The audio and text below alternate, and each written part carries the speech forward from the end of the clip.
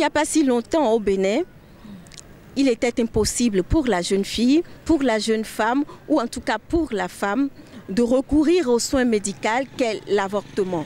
En tout cas, elle ne pouvait pas se rendre dans un hôpital pour interrompre volontairement sa grossesse. Et à cette époque-là, on parlait de 20% de décès maternels imputables aux avortements clandestins. Mais depuis peu, une loi a été votée pour modifier la loi portant sur la santé sexuelle et de la reproduction de notre pays, le Bénin. Cette loi, c'est la loi 2021-12 qui vient modifier et compléter la loi 2003-4 du 3 mars 2003. Mais le vote de cette loi et la promulgation de cette loi par le président Talon divise la population. Aujourd'hui, Question de vie se propose de prendre les points de vue des uns et des autres et après de faire la part des choses. Nous sommes sur le campus de la FSS, entendez, Faculté des sciences de la santé, et nous allons pouvoir poser la question aux jeunes médecins ou en tout cas à tous ceux que nous allons rencontrer par ici. Ils vont donner leur point de vue par rapport à la question. Comment est-ce que vous appréciez ce nouveau test de loi qui nous donne la possibilité de recourir à ce soin médical? Moi, je suis d'accord avec ça parce que déjà, moi, je suis médecin. Et quand vous êtes de garde à la Cugo, vous voyez des avortements qui ont été mal faits. Et c'est terrible parce que les conséquences sont vraiment, comment dirais-je, sont vraiment horribles au fait. Les jeunes filles, elles tombent enceintes et vu qu'il n'y a pas de loi votée, ils ne peuvent pas venir au centre normalement pour faire l'avortement. Et donc, elles se font avorter par des personnes peu qualifiées. Et ça crée vraiment un bazar et ensuite il y a des complications et voilà. Après, c'est vraiment difficile de récupérer. Je ne suis pas pour. Pourquoi? Parce que d'abord, c'est ôter une vie, alors que Dieu a un plan pour toute personne, pour toute vie. Donc moi, personnellement, je ne suis pas d'accord avec cette loi. Si ça ne tenait qu'à moi, si tu tombes enceinte, même si ce n'est pas surpris, tu dois garder parce que tu ne sais pas ce que cet enfant sera pour toi demain. Voilà. Est-ce que vous savez qu'avant cette réglementation, il y avait plusieurs femmes et jeunes filles qui s'adonnaient de façon clandestine à ces avortements-là et qui perdaient leur vie? Est-ce que vous savez? Oui, je le savais. Alors, est-ce que vous pensez qu'il vaut mieux que ces personnes-là perdent leur vie au lieu qu'aujourd'hui on sécurise cet avortement de sorte de ne pas perdre ces filles-là? Moi, ce que je vais dire à ces filles, vaut mieux s'abstenir. Si tu t'abstiens, tu ne peux pas tomber enceinte. Ça, c'est mon point de vue. Donc, si tu ne veux pas perdre ta vie, ni tomber enceinte, la seule manière vraiment de ne pas tomber dans ces pièges, c'est de s'abstenir. Donc moi, c'est le conseil que je peux donner à ces jeunes filles. Vous êtes aussi une jeune fille. Hein? Aujourd'hui, au Bénin, il est possible de recourir à l'avortement lorsqu'on sent qu'on n'a pas forcément envie de garder le produit conceptionnel. Qu'est-ce que vous en pensez? Bon, selon moi d'abord, c'est pas une bonne chose. Parce que bon, l'avortement, c'est en fait, bon, selon moi, en fait, c'est d'enlever une fille, au fait. Parce qu'il y a déjà une fille. Donc, normalement, on ne doit pas avorter. Parce qu'il y a déjà un enfant là, donc c'est pas autorisé selon moi, normalement. La loi offre une certaine liberté aux jeunes filles, d'accord. Mais pourquoi avons-nous recours à l'avortement? La jeune fille a recours à l'avortement parce qu'elle a peur, elle n'est pas informée, elle n'est pas prête. Pourtant, l'un peut aller avec l'autre. Vous pouvez avoir un enfant sur les bras et décider de vous battre pour votre enfant. Maintenant, si le jeune homme n'est pas prêt, vous décidez ensemble d'aller à la contraception. Il y a eu ce manque d'information qui avait conduit les jeunes filles à des pratiques pas conseillées et au décours desquelles il y avait parfois la mort.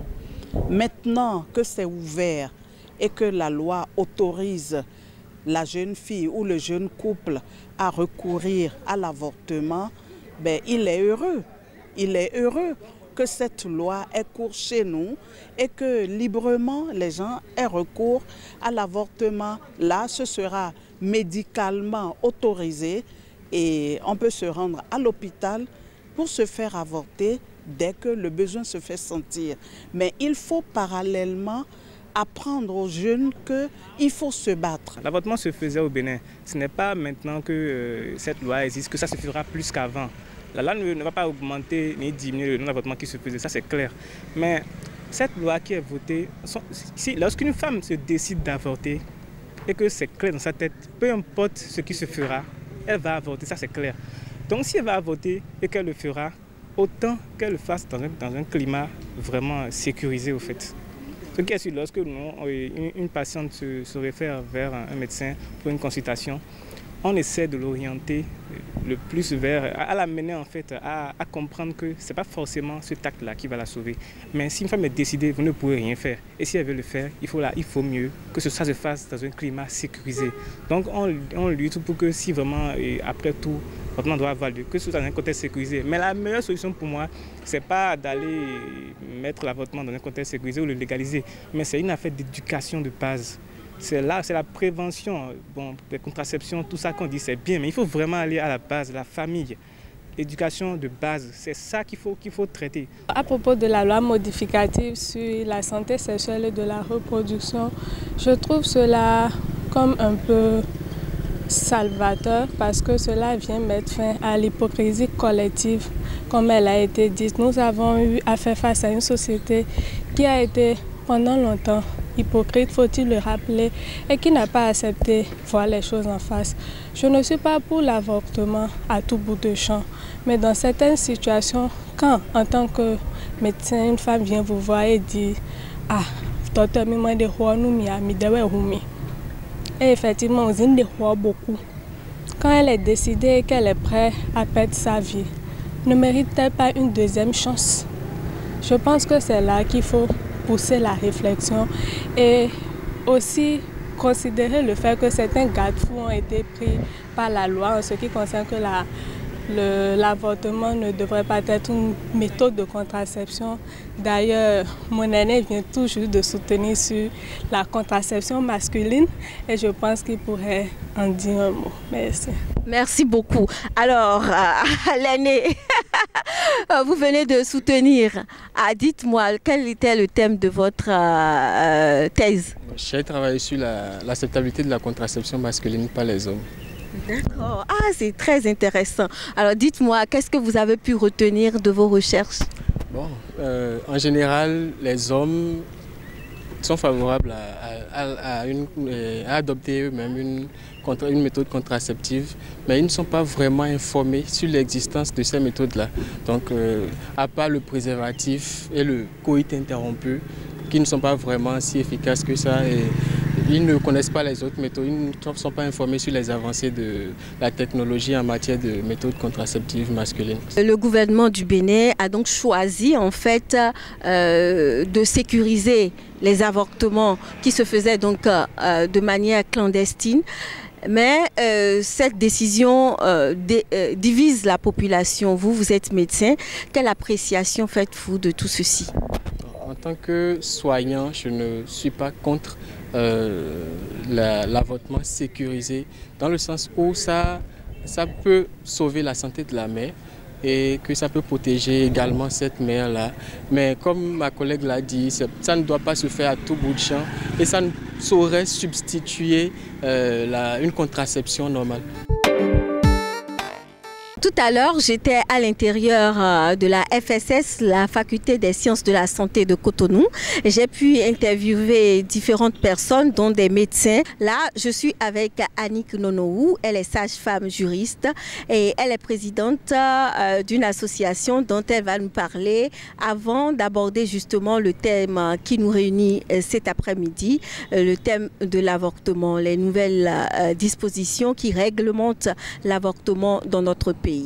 Alors bonsoir à Madame Annick Nonohou. Bonsoir Madame Angela. Parlez-nous justement de votre association avant qu'on ne continue de façon vraiment simple, ramassée. Ok, l'association c'est le réseau des soignants amis des patients. Une association que nous avons mise en place depuis novembre 2013. Une association qui s'occupe majoritairement de la lutte contre les violences faites aux patientes en milieu sanitaire et spécialement contre les violences obstétricales. Nous travaillons pour l'amélioration de la qualité des soins, mais en nous basant sur l'élimination des normes historiques nuisibles pour la santé. Et c'est justement à cause de ça que votre profil m'a intéressé par rapport à cette thématique sur l'avortement au Bénin. Alors, il y a quelque temps encore, on nous parlait de 20% des décès maternels imputables aux avortements clandestins. Qu'est-ce que ces statistiques évoquent chez vous? Qu'est-ce que vous en pensez? Bon, en réalité, ces statistiques font peur et puis sont très touchantes. Parce que quand on sait que la vie est sacrée et que la vie humaine doit être protégée, on ne saurait laisser les femmes mourir. Et nous savons effectivement, en tant que sage-femme, nous savons qu'il y a des femmes qui pratiquent l'avortement clandestin et qui se terminent par des complications irréparables. Elles viennent à l'hôpital très tard et malgré nos démarches, malgré les soins, elles en pâtissent. Donc elles décèdent. Il y a beaucoup de femmes qui décèdent par avortement, bien sûr. On va dire que l'avortement est sécurisé dans notre pays, mais il y a que ça divise. Qu'est-ce que vous pensez? Oui, effectivement, Madame Angela, vous avez raison. Et on dira que l'avortement est sécurisé dans notre pays. C'est ce que les gens disent. Et que ça divise. Et effectivement, ça divise.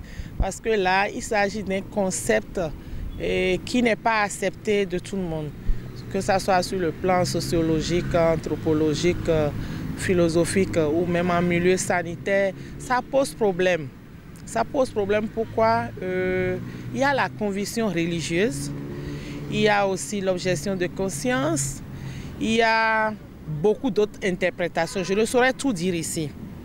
Mais ce que je sais, c'est que le fait de prendre une loi permet quand même de prévenir des décès. Même si en milieu sanitaire, tous les agents de santé, tous les soignants ne pourront pas pratiquer comme les gens le pensent, en tenant compte de notre déontologie, même si on a une objection de conscience, même si on n'est pas pour le faire, on devrait quand même assurer la sécurité de la patiente, la vie de la patiente, en échangeant avec des collègues qui pourront prendre en charge. Parce que la première des choses à sauver, c'est la vie. Maintenant, pourquoi nous disons qu'il y a de divisions? Quand nous nous attachons un peu à nos convictions religieuses, quand nous nous attachons à d'autres interprétations, c'est qu'on ne saurait appliquer les choses comme les gens le pensent. J'aime souvent prendre mon propre exemple. Moi, tout le monde me connaît, je suis sage-femme, je suis à la fois sage-femme et juriste, mais je suis aussi du renouveau charismatique. Et depuis toujours, dans l'exercice de ma profession, je ne suis pas pour l'avortement parce que je suis une grande militante de la protection des droits du naissant. Donc on ne peut pas se contredire. Je milite pour le droit à la vie du naissant. Mais ce n'est pas pour autant qu'il faut avoir une position tranchée, dire on ne va pas faire, sans évaluer l'état d'âme de tout un chacun. Si la femme arrive, nous allons fournir l'effort de lui donner des explications, mais c'est elle qui a son corps, c'est elle de choisir ce qu'elle veut. On ne peut pas aller contre son choix. Comment vous sentiriez-vous de voir des femmes décédées parce que ce soin qui est quand même médical qu'on pourrait donner de façon à lui éviter ces décès, vous l'aviez dit tout à l'heure, ne soit pas fait dans un milieu médical? Je dirais, c'est pas facile à gérer. Et si nous devons vous dire la vérité, moi je suis juriste. Ceux qui sont juristes vont me comprendre. Quand nous parlons de loi, nous disons qu'il y a déjà une loi qui réglemente l'avortement. Quand nous allons en milieu pratique, c'est tout autre chose qui se passe. Il y a des goulots d'étranglement, il y a des omissions même au niveau sur le plan législatif. Je ne veux pas aller dans ces détails, je préfère qu'on fasse carrément une autre émission où nous allons souligner les dispositions, les omissions et faire nos apports. Mais pour le moment, ce à quoi je peux m'intéresser, c'est que la vie de la femme doit être sauvée. Mais quand tu es une militante de la protection des droits du naissant, on met dans la balance la vie de la femme, la vie du naissant. Mais ce n'est pas pour autant que si la femme devrait mourir, qu'on insiste, qu'on dit qu'on veut sauver le nouveau-né en laissant cette femme mourir. Mais moi, je me dis, on peut toutefois travailler en amont. Je crois que tout à l'heure, vous auriez voulu parler justement de ce que vous préconisez pour ne pas en arriver à l'avortement. Oui, bien sûr, parce que je me dis, il y a des étapes. Quand nous prenons par exemple l'éducation prénatale naturelle, quand nous prenons la préparation à la naissance, à la parentalité, le premier entretien prénatal ne se fait pas souvent en Afrique, ce n'est pas au Bénin seul.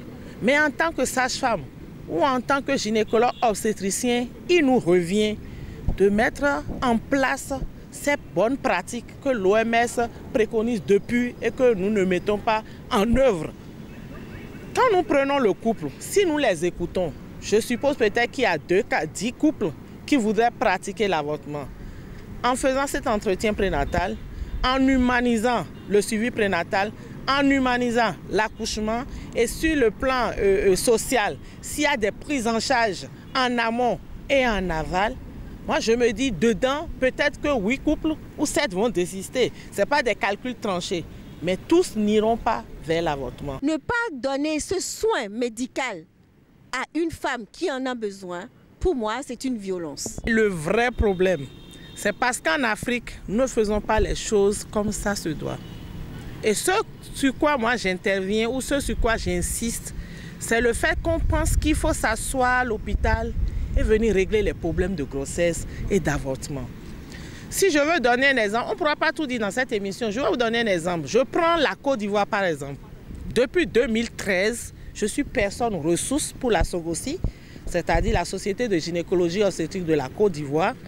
Et nous avons ciblé des maternités à Abidjan, où nous sommes en train de faire la classe ado-jeunes, des classes ado-jeunes, des classes dans lesquelles on discute, on échange avec les jeunes pour qu'ils comprennent ce qui se passe réellement dans la vie, qu'ils n'aient plus peur de partager les idées avec des sages-femmes, etc., etc. Qu'est-ce qui a été mis en œuvre? Entre-temps, on a constaté que, tel que vous le dites, quand la jeune fille, l'adolescent vient à l'hôpital ou en milieu sanitaire et dit « bon, je voudrais avoir une méthode contraceptive », elle est très mal vue. On commence à donner des sensibilisations moralisantes.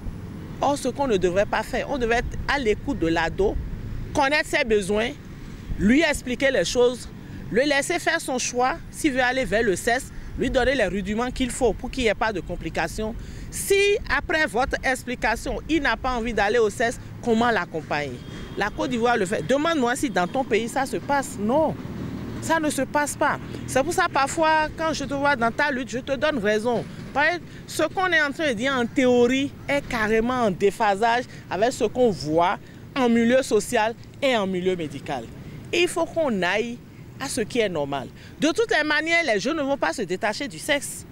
Si je prends mon exemple, quand j'étais à la maternité du Cancéropéra de Parakou, qui est une maternité militaire, entre 2000 et 2004, je faisais le tour des collèges. Je distribuais des préservatifs, les parents ne comprenaient pas, mais j'ai milité, j'ai sensibilisé les gens. Et votre affaire de chic, chèque, choc, moi en tant que sage-femme, je ne connaissais pas. Mais c'est une élève de 6e qui m'a parlé du système chic, chèque, choc. Mais il fallait que je me ramène à leur niveau. Parce que si je me gardais comme les vieilles mamans, bon, entre parenthèses, c'est du vieilles mamans, elles vont se fâcher contre moi. Et les anciennes sages-femmes, j'allais peut-être crier sur la fille et je n'allais pas comprendre. Et quand j'ai voulu faire la sensibilisation au CG1, le directeur m'a dit non, nous allons commencer par la classe de 3e. Les autres, c'est des petits enfants, ils ne connaissent encore rien. J'ai dit non, Moi, la formation que j'ai reçue au niveau de l'OMS, il faut commencer avec les ados jeunes, les écouter, pouvoir faire le tri. Qui sont ceux qui ont démarré, qui sont ceux qui n'ont pas démarré. Aujourd'hui, on devait même faire les sensibilisations, même à l'école primaire. Parce que quoi qu'on fasse, les jeunes sont avec le sexe. Vous avez parlé de cette éducation qui devrait être implémentée déjà au niveau du cours primaire.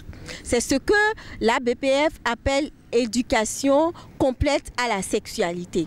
Et donc, vous, pour éviter qu'on aille vers les avortements, même sécurisés aujourd'hui, vous auriez préféré qu'on parle d'éducation même au niveau du cours primaire. Comment est-ce que vous l'entendez? Vous allez voir des adolescents qui sont bien grands, qui ne s'intéressent pas au sexe. Il y en a qui sont tout petits, mais qui s'intéressent au sexe. L'un dans l'autre, les enfants aussi ont des droits. Et quand les enfants ont des droits, les parents, en échangeant avec les enfants, doivent tenir compte des droits des enfants. Le droit qu'a l'enfant sur son corps, le droit qu'a l'enfant de faire des choix. Maintenant, il revient aux parents d'orienter ces choix et de sécuriser le comportement des enfants, ce que beaucoup ne comprennent pas. Mais quand vous le faites comme ça, l'enfant a confiance en vous. Quand la confiance s'installe, l'enfant vous dit tout. Je suppose si ces deux petits adolescents, même s'ils sont en 5e année ou CM2, et on dit, bon, on ne devait pas les laisser avoir de copains, on ne devait pas les laisser avoir de ci.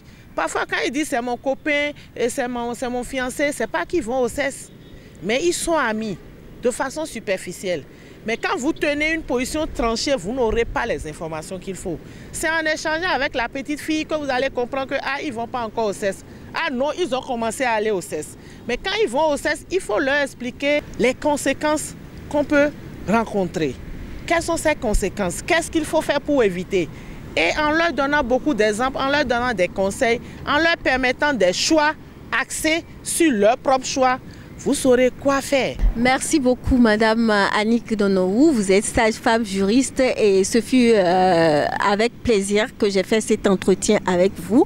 À vous, chers internautes, je voudrais dire que je retiens en réalité que c'est une avancée pour le Bénin au plan politique d'avoir pris désormais ce droit à l'avortement, cette loi qui réglemente et qui autorise l'avortement dans une large condition à la femme.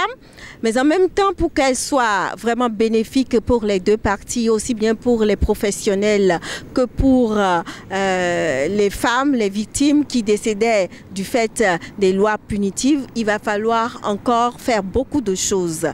Donc nous espérons que ces choses-là se feront pour une bonne application de cette loi-là. Mais en attendant également, on retient qu'il faut que dans chaque famille, dans chaque maison aujourd'hui, qu'on parle de sexualité à nos enfants dès le bas âge. Lorsque vos enfants vous posent des questions, il faut leur répondre par rapport à l'âge qu'ils ont. Et au-delà, il va falloir que l'éducation complète à la sexualité telle que prônée par la BPF soit une réalité à l'échelle nationale. Voilà, merci et à très bientôt.